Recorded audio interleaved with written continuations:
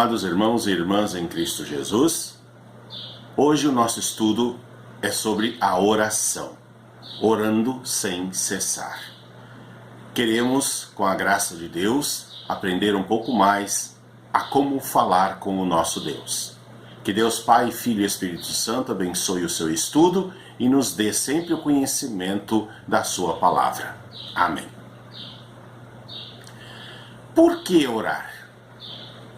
Deus precisa de nossos conselhos para colocar o mundo em movimento? Deus já não sabe o que é melhor? Se Deus é amor, Ele não fará o melhor independentemente da nossa oração? Com certeza, há outras razões para não se orar, mas essas questões também podem tanto intimidar fortemente os cristãos a praticarem a oração, como alimentar dúvidas e incertezas. Falar em oração nos tempos modernos é falar de uma disparidade entre a teoria e a prática. Segundo uma pesquisa feita na internet, de 678 pessoas, apenas 23 estavam satisfeitas com a sua vida de oração. De fato, em nosso mundo corrido de hoje, sentar-se ou ajoelhar-se para orar parece um grande disparate. Há muitos avanços científicos e tecnológicos que contribuem para criar dúvidas sobre a necessidade ou a utilidade da oração. Antigamente, quando os agricultores passavam por um período de estiagem, eles provavelmente apelavam e esperavam mais de Deus do que hoje, quando eles têm acesso às previsões meteorológicas para verificar se vai chover ou não. O mesmo pode-se dizer na hora da doença ou de outros contratempos modernos, como problemas financeiros, de relacionamento, problemas pessoais. Há uma saída mais fácil do que esperar por Deus. Há um senso quase inevitável de autonomia crescente nas pessoas do século XXI. Não só por conta do progresso, mas também do pecado, do diabo e do mundo.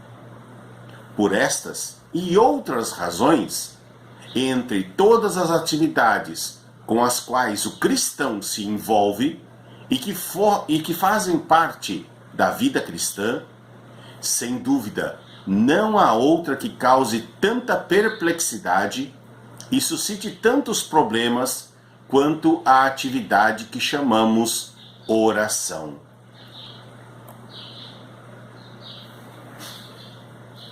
Porém, por mais perguntas que possam ser feitas, por mais dúvidas que possam ser lançadas sobre a utilidade da sua prática, a oração de fato é um tesouro que nos acompanha em qualquer situação.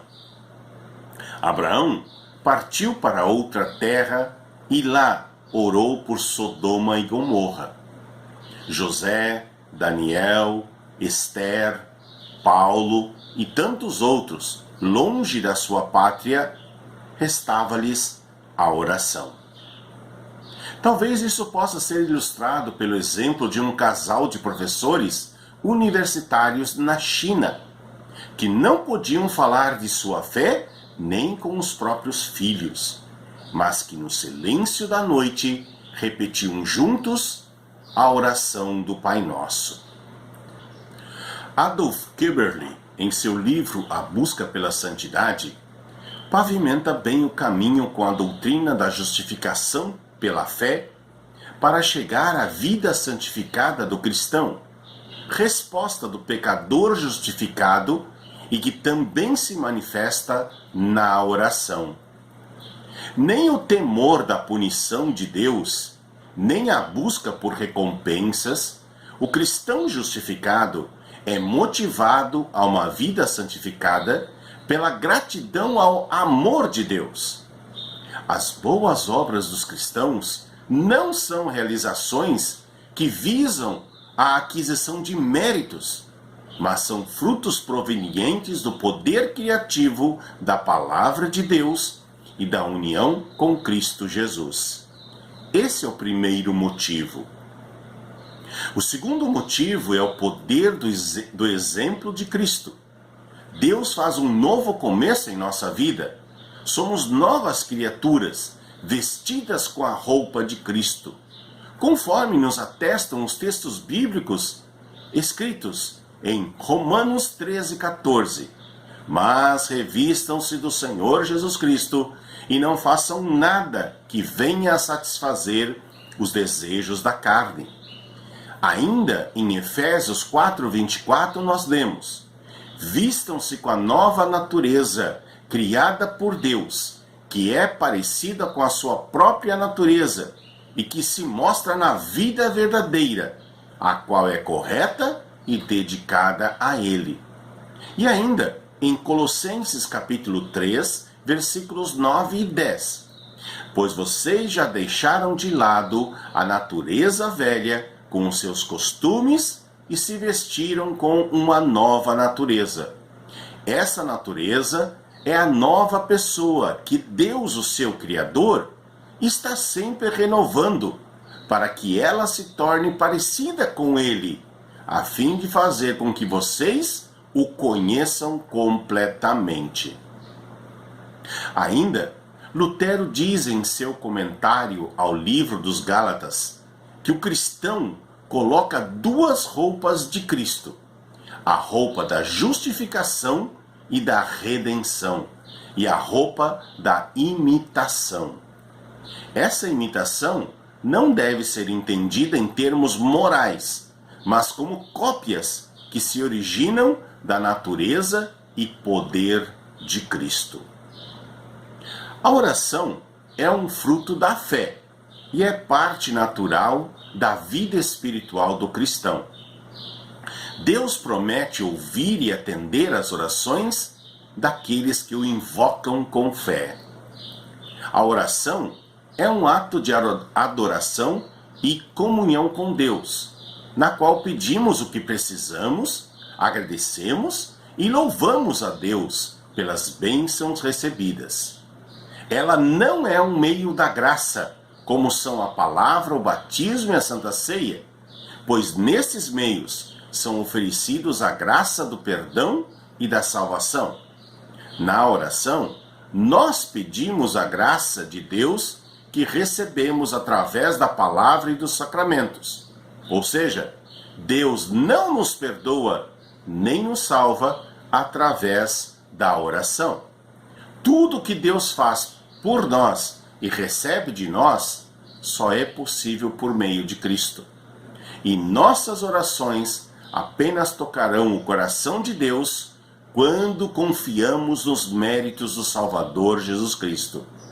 Somente aquele que crê em Cristo como seu Salvador pode orar a Deus, e somente a sua oração é ouvida e atendida por Deus. A oração sempre requer fé em Cristo, porque Cristo Jesus é o mediador entre Deus e as pessoas. Foi Ele quem nos reconciliou com Deus e fez tudo o que nós tínhamos que fazer. Por isso, sempre oramos em nome de Jesus. A oração é um fruto da fé cristã e inseparável da vida do cristão. Portanto, o Filho de Deus tem prazer de orar e deve orar sempre. Na certeza do que Cristo fez para salvá-lo, o cristão ora porque é próprio do cristão falar com Deus, Deus o convida a orar, Deus promete ouvir e atender às orações, e por causa das suas necessidades e angústias, e também do próximo, que também está ao seu lado. O Filho de Deus ora somente ao Deus verdadeiro, Pai, Filho e Espírito Santo, o único que pode ouvir e atender às orações. A oração é um ato de culto que Deus exige exclusivamente para si. Quando Cristo foi tentado por Satanás, numa das tentações ele disse: "Vai embora, Satanás. As Sagradas Escrituras afirmam: adore o Senhor seu Deus e sirva somente a Ele", conforme nos relata o evangelista Mateus no capítulo 4, versículo 10. Na oração, o cristão pode pedir tudo aquilo que é para o louvor e a glória de Deus, para o seu bem e para o bem do próximo, tanto coisas materiais, físicas, como espirituais. Mas o cristão também aprende a orar como Jesus orou, porém, que não seja feito o que eu quero, mas o que tu queres, Senhor, conforme está registrado pelo evangelista Lucas, no capítulo 22, versículo 42. Ao orar, o cristão precisa crer que Deus ouvirá suas orações. Se estamos em dúvida, Deus não poderá ouvir nossas orações. É verdade que Deus atende à sua maneira e nem sempre da maneira como esperamos. Em Mateus 21, 22, Cristo disse: "Se vocês crerem, receberão tudo o que pedirem em oração." E o apóstolo João escreve em sua primeira carta, no capítulo 5, versículo 14, "Quando estamos na presença de Deus, temos coragem por causa do seguinte: se pedimos alguma coisa de acordo com a sua vontade, temos a certeza de que Ele nos ouve." A oração mais completa foi o próprio Senhor Jesus quem ensinou, que é a oração do Pai Nosso. Nesta oração, temos tudo o que é importante pedirmos ao Pai Criador, ao Redentor e ao Santificador. Mas a oração não tem nenhum poder mágico. É verdade que por Deus nos prometer ouvir e atender, a oração tem um efeito tranquilizador sobre nossos corações, conforme nos fala o salmista no Salmo 145, 19. "A todos os que o temem, dá o que é necessário. Ele ouve os seus gritos e os salva da morte." E também, Tiago, em seu livro, nos escreve no capítulo 5, versículo 16. "Portanto, confessem os seus pecados uns aos outros e façam oração uns pelos outros, para que vocês sejam curados." Sabemos que por sermos pecadores, não merecemos nada do que Deus nos dá. Mas Ele nos ouve e atende nossas orações por causa da sua misericórdia por nós e por amor de Cristo. Apenas a graça em Cristo move a Deus a ouvir as nossas orações. As seguintes passagens bíblicas ensinam a motivação para orarmos.